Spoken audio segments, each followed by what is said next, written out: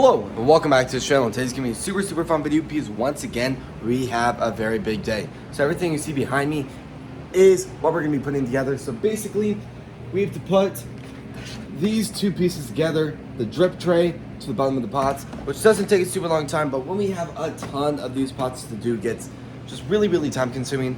We also really need to do a lot of stuff throughout the room, so I'm thinking today would be a really good day for just informational plant tour 2. So we're gonna be talking through basically what I'm planning for the opening to Go For It Produce and really what we're going to be growing in what sections and how we're going to be growing it. So before we do go and start today's video, please subscribe, hit the notification on all so you're not missing a video, and please like this video. Let's go and start today's video. So there's a lot of pots.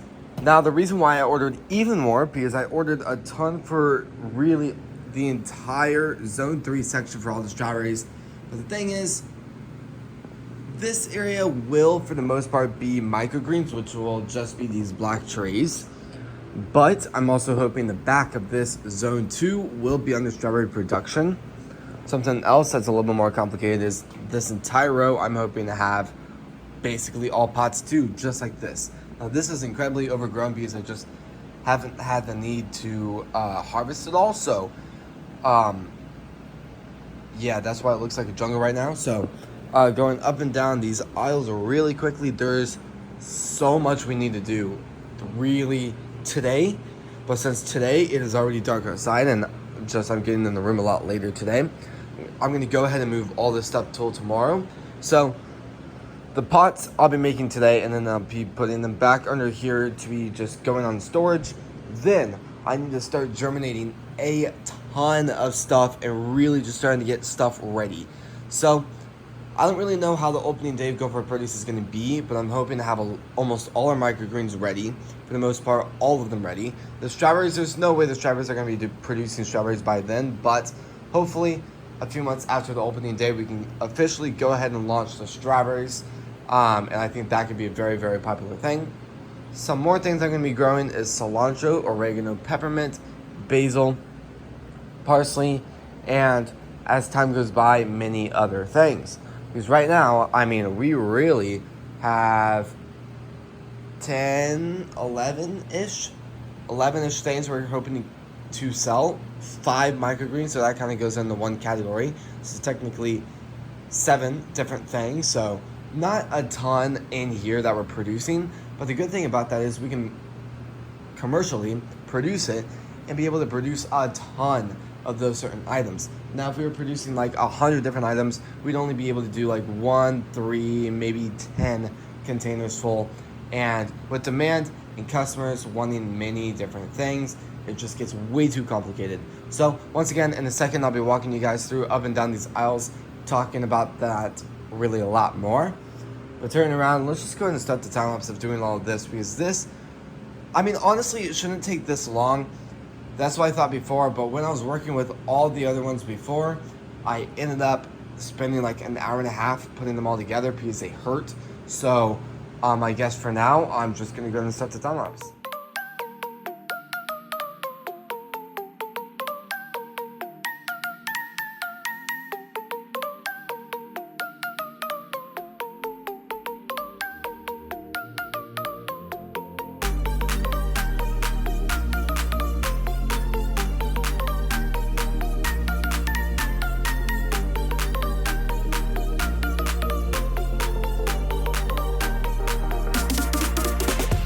Alright, well, I just finished with all the bends. My palms hurt so bad from hitting them and sticking them to the bottom, but I mean, as always, that looks incredible. There's going to be a lot of great moments where I don't have to do this again, and hopefully, maybe so, I won't have to get any more.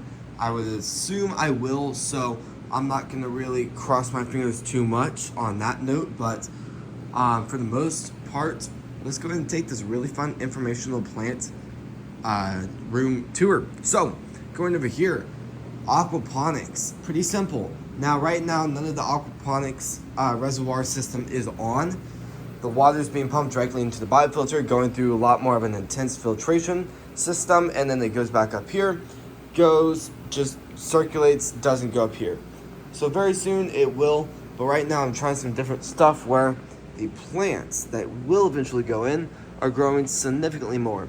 So I'm hoping with these plants once the plants go in, they really never have to be taken out, and they'll grow for like a month or two and then be replaced. So that means they'll be replaced about 6 times a year, which sounds like a lot when you hear that out loud, but in the course of a year, that's not that much. So looking throughout these, there's going to be a lot of great opportunities. The basil will grow really well. The parsley will grow incredible. Now, there's going to be 2 rows. The entire second and bottom row is going to be parsley. The top is going to be basil. I'm also going to be growing some basil over here, too. So, we'll just have to see how that does. And then again, like, as always, it's really hard to be able to know exactly what's going to be the most popular. I would assume the strawberries will be the most popular, but from right now, the strawberries probably won't be making strawberries before we go ahead and open up the shop. So I'm going to go ahead and bet on that being ready in about 5-ish months. So sounds like a lot, but for the goal of producing the best strawberries, really high quality strawberries, that's not that bad. So going throughout the rest of the system, microgreens and these other 2. Now, I've already said where everything's going to go, so the idea in here is each shelf can be designated for one certain stuff. Like the entire zone 3 is under strawberry production. This shelf is cilantro. This shelf is mint or oregano. This is gonna be mint, this is gonna be oregano, and then this entire thing is gonna be basil. And then this is the phase 2 germination shelf. So going throughout the rest of the system, what makes it a little bit complicated is stuff will sell better than other stuff. So let's say basil sells way better than oregano. I might go ahead and take off 2 shelves off the oregano and just do maybe a ton of basil. While we are growing basil in the aquaponics, let's say it does really, really well and we need more. Let's say we could have that entire shelf going while we designate these bottom 2 shelves while oregano's up here too. Then let's say cilantro does incredible. I might take off a plant that's not selling as good, or I might add a shelf later on. Now the room has been completely cramped full, so I don't know if that's the best situation, but if so, I could take off, like, for instance, like some of the mint. I could just go a little bit down on like the microgreen production or like strawberry production, and we could go on from there. And what's really, really nice is cilantro grows incredibly fast. So I'm thinking it could be a really, really good thing to really work with a ton of the cilantro. Right now I'm doing a lot of numbers with the cilantro, and the problem is cilantro is incredibly cheap. If you go to the dollar store, or if you go to, I said that wrong, if you go to like your local grocery store, it's going to be $1. I would assume so, depending on where you live. But the goal in here is to make stuff as cheap as possible. So in this case, $1 is still pretty cheap for cilantro. And the thing is, when you go to the grocery store, the cilantro still tastes really, really good. The problem is that cilantro most likely just traveled 200, 300 miles to get to your hands right now. So the thing with this is, I'm hoping to harvest that, and then by within 24 hours, it is sitting at your doorstep. So by the time you actually try it, it is incredibly fresh and tastes incredible. So that's something I'm really going to work on in this room. Number 1, cheaper. Number 2, high quality. And number 3, great customer service. So that's something I'm really, really going to work on throughout the room, using just a ton of advanced systems, advanced grow lights, advanced methods on growing stuff. But something I'm also going to be working on is just slowly reorganizing the room to accommodate for consumer demand. So we will have to see how it is. There could be a chance where everything does incredible. I would be surprised if everything does incredible, but if that would happen to happen, and we would sell out every week, I'd most likely just start saving up a little bit, expand this room maybe a little bit into the other room, or maybe just really start to cram this room full. But I'm thinking that might not be the best idea, so probably the best idea talking about that is going to be just moving into a bigger facility or a bigger store, where, like, what would be awesome is we could open up a storefront too, because obviously we can't really open up a storefront in this room. So there's a lot to talk about. There's a lot to figure out. There's not much time left to figure it out. We got about 3 weeks to figure everything out. Now what I'm thinking is on November 21st, we're going to open up our pre-date, which is just going to be a very limited supply to see how our system is working. I'm not planning to launch the website that day. Hopefully by December 5th, we will have the website done, and that'll be the first time we will be able to test it.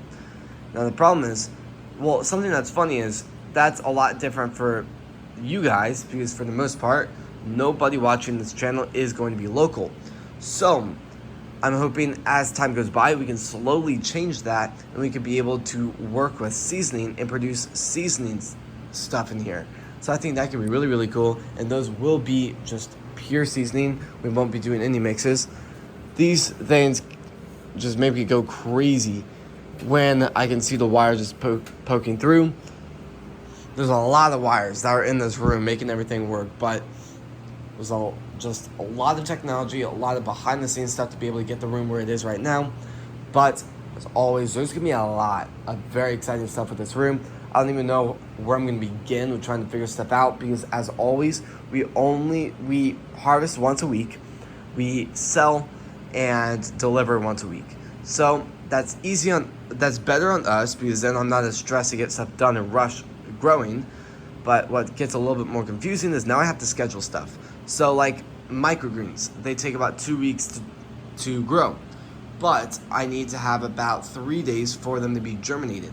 So 3 days in the germination room, while 2 weeks are on the shelves. So it gets a little bit complicated. So I'm really gonna have to get good at scheduling and really do some math to be able to figure out when stuff needs to be germinated. Same thing with like the cilantro. The cilantro in this case is really, really good too, because the germination rate is quite quick too. But like then again, it's gonna be very, very complicated to be able to time everything that's just harvested, and we'll figure out what to do next. Again, with the cilantro being so cheap, there's a lot of costs that really hurt how much it's going to cost us to be able to produce that certain type of plant. So I'm thinking something that might be really, really good is reusing the soil. Now for topsoil, that probably wouldn't be the best idea. And in this case, coconut coir is a better idea. So all we have to do is harvest the plant. What I'm going to do is kind of harvest as much as possible, take out as much roots as possible, throw it in kind of like a bucket, almost like this, let it dry out, most likely maybe outside or just whatever I can figure out, depending on the time of the year. Let that dry, take out as many more roots as possible, and then of course I'm going to have to rinse out that soil and really, really make sure all the salts and minerals are out, and then I can reuse it again, which will cut the cost in half to be able to use the coconut coir. Because obviously, like, to fill one of these pots up, it's going to cost me about $1.20 to be able to do that. The soil is not super cheap.